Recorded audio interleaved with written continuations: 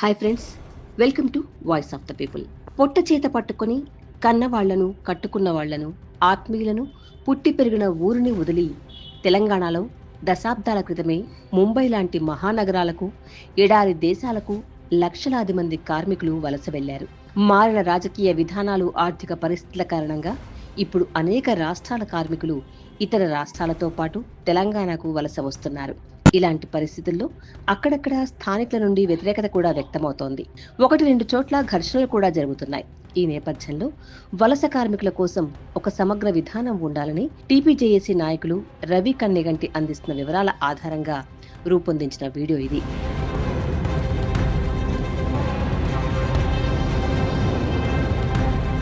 తెలంగాణ నుండి నిరక్షరాస్య శ్రామికులు లేదా పనుల్లో కొంత నిపుణత ఉన్నవాళ్లు సూరత్కో, ముంబైకో, దుబాయ్కో వెళ్తే, ఉన్నత విద్యలు చదువుకున్న వాళ్ళు సింగపూర్కో, బ్రిటన్కో, ఆస్ట్రేలియాకో, న్యూజిలాండ్కో, జర్మనీకో, అమెరికాకో వలసపోతుంటారు.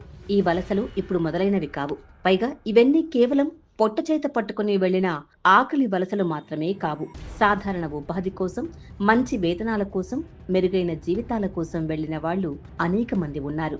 మరికొందరు ఆయా దేశాలలో వ్యాపారం చేయడానికి కూడా వెళ్లారు. తెలంగాణ నుండి ఇప్పటి వరకు అలా వలస జీవులు బయట ప్రాంతాలకు లక్షలాది మంది వెళ్లారు. అక్కడ ఉద్యోగాలు, ఉపాధి అవకాశాలు వెతుక్కున్నారు. కొందరు అక్కడే ఆస్తులు కొనుక్కున్నారు. అక్కడి నుండి ఇక్కడికి డబ్బులు పంపి ఈ ప్రాంతంలో కూడా మరికొందరు ఆస్తులు కొనుక్కున్నారు. కొందరు అక్కడి రాజకీయాల్లో పాల్గొంటున్నారు. కొన్నిసార్లు ఆ దేశ పౌరసత్వం పొంది అక్కడి ఎన్నికల్లో కూడా పోటీ చేస్తున్నారు. అలాంటి వార్తలను ఇక్కడ మనం ఘనంగా చెప్పుకుంటున్నాం. కానీ ఆయా దేశాల్లో ఇక్కడి నుండి వెళ్లిన వాళ్లను, ముఖ్యంగా శారీరక శ్రమ కోసం వెళ్లేవారని, మన సమాజంలో అణచివేతకు గురయ్యే కులాల ప్రజలను కనీసం మనుషులుగా కూడా చూడని విషయమై ఇప్పటికే అనేక కథనాలొచ్చాయి.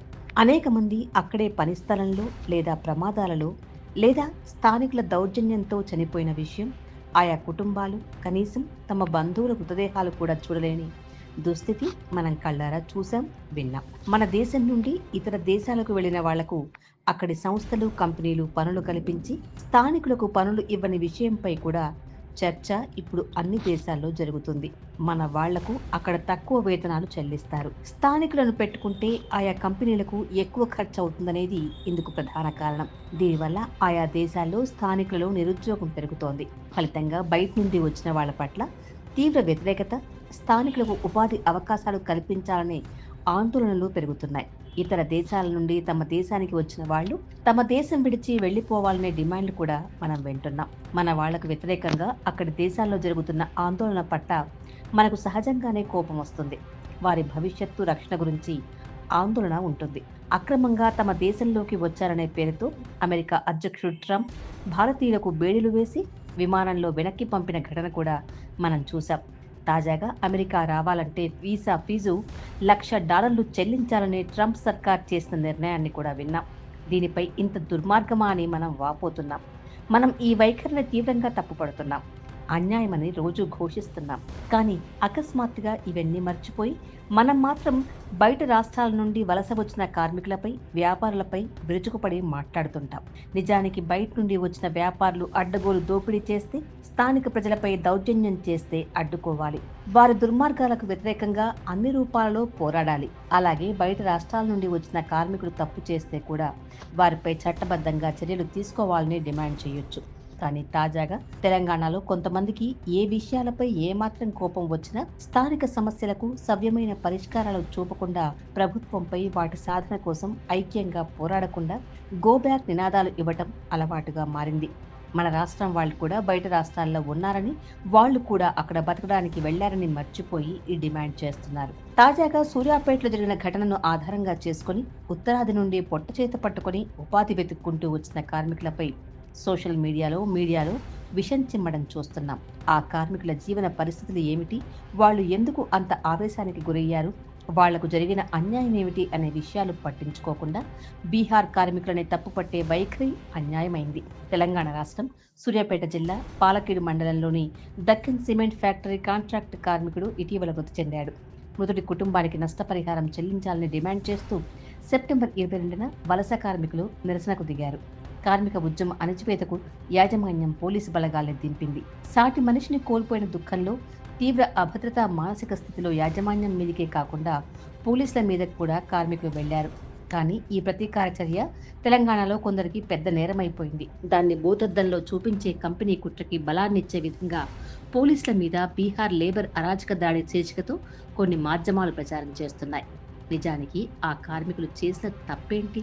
సాటి వలస కార్మికుల మృతి పట్ల మానవతతో తల్లడిల్లి నష్టపరిహారం కోరారు. నిరసనకు దిగారు. సమస్యను పరిష్కరించకుండా కార్మికుల నిరసనను అణచివేయడానికి యాజమాన్యం పోలీసుని దించడం నేరం. నిరసన వ్యక్తం చేసిన వారిని నేరస్తులుగా చిత్రించడం మరో ఘోరం.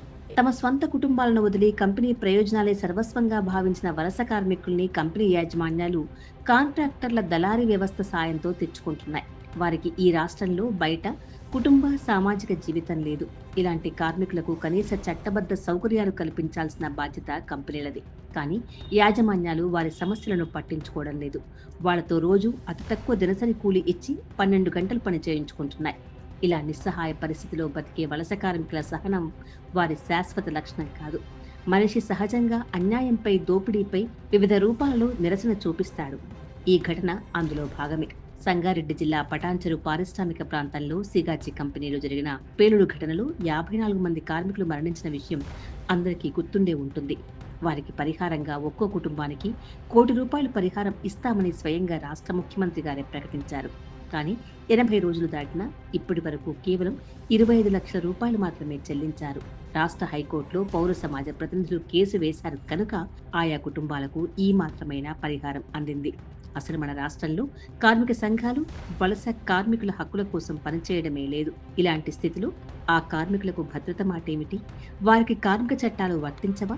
దాని గురించి లోతుగా మాట్లాడాల్సిన తెలంగాణ సమాజం ఆవేశంతో బీహార్ కార్మికులు పోలీసుల మీద దాడి చేశారనే నెపంతో కార్మికులను తప్పుపట్టడం ఎక్కడి న్యాయం? వికారాబాద్ జిల్లా లగచర్లలో మరి మన రైతులే అన్యాయంగా భూసేకరణ కోసం వెళ్లిన కలెక్టర్, ఇతర అధికారుల మీద దాడి చేసి పారదోలారు. ఇది న్యాయం అయినప్పుడు తమకు జరిగిన అన్యాయం పట్ల బీహార్ కార్మికులు చేసింది మాత్రం అన్యాయం ఎలా అవుతుంది? ప్రభుత్వం ఈ సమస్యలను పట్టించుకోదు. కార్మిక శాఖ పట్టించుకోదు. జిల్లా అధికారులు పట్టించుకోరు. స్థానిక రాజకీయ పార్టీలు పట్టించుకోవు. స్థానిక కార్మిక సంఘాలు పట్టించుకోవు. ఇంకా ఎవరు వాళ్ల గురించి మాట్లాడాలి? అందుకే ఒక నిస్సహాయ స్థితిలో కార్మికులు ఆవేశానికి గురై ఇలాంటి ఘటనలకు పాల్పడతారు. దాన్ని నేరంగా చూడడమే మంచిది కాదు. బడా వాణిజ్య, వడ్డీ వ్యాపార, పారిశ్రామిక వర్గాలకు రాజ్యం గొడుగు పట్టి స్వాగతం పలుకుతుంది. కానీ వలస కార్మికులను మాత్రం ఈ ప్రభుత్వం పట్టించుకోదు. ప్రభుత్వాన్ని తప్పుపట్టే ధైర్యం లేని కొందరు మాత్రం అత్యుత్సాహంగా ఈ వలస కార్మికులపై రోహింగ్యా ముద్ర వేసి ఉగ్రవాద మూకలుగా చిత్రించే వరకు వెళ్లారు. ఇలాంటి ఘటనలు పునరావృతం కాకుండా ఉండాలంటే తెలంగాణ రాష్ట్రం సమగ్ర వలస కార్మికుల విధానం తక్షణమే తేవాలి. వారి ఉనికిని, హక్కులను గుర్తించాలి. వారిని సమాజం మనుషులుగా చూడాలి. ఈ సమయంలో రాష్ట్ర ప్రభుత్వం తెలంగాణలోకి వస్తున్న పరిశ్రమలు, సంస్థలలో స్థానికులకు ఉపాధి అవకాశాలు కల్పించేలా కొత్త చట్టం తేవాలి. కాంగ్రెస్ పార్టీ ఈ మేరకు హామీ ఇచ్చింది కూడా. దాన్ని అమలు చేయాలి.